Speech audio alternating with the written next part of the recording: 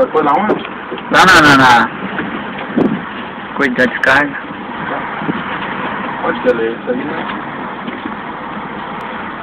Vou falar assim, vamos manobrando o 500 da estacionando esse aqui?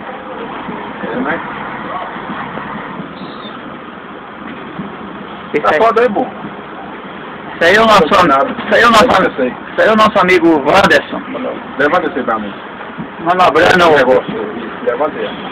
o O500 da Série Tu. Eu tenho o meu lá. Já tem uma pra me sacar. Já chora. Já tem o meu lá, convocando de etapa, fiz manobrando 1722 da Autotrans. É. E esse é um ônibus O500. Muito bonito. Modelo RDS.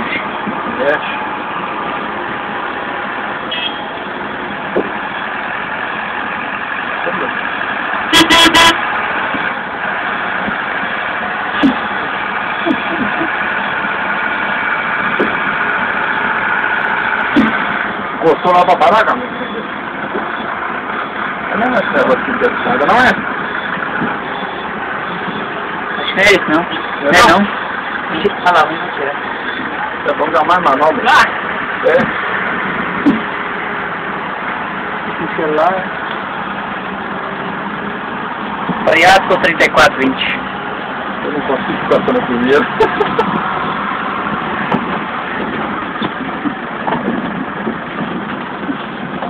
Tá pegando bonito? Filmando vocês rodando o volante, esquema aí.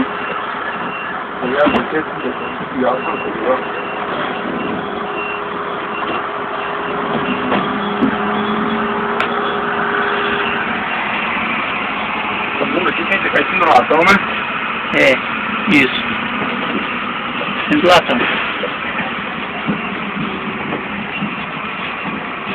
Tem no meu YouTube, já foi testado mais de 50 vezes. A galera tá curtindo de montão.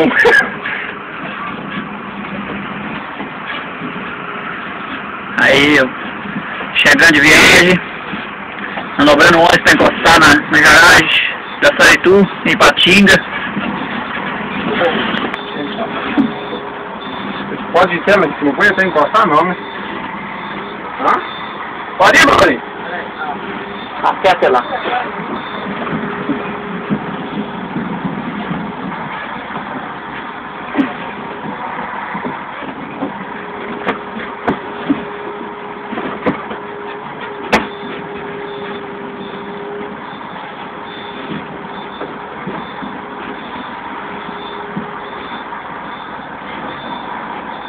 Vai trazer lá o burro. Saiam pra você?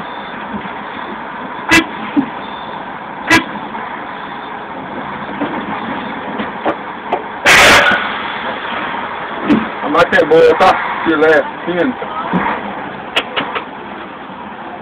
Aí já aperta no paraço do lado lá, do lado de lá.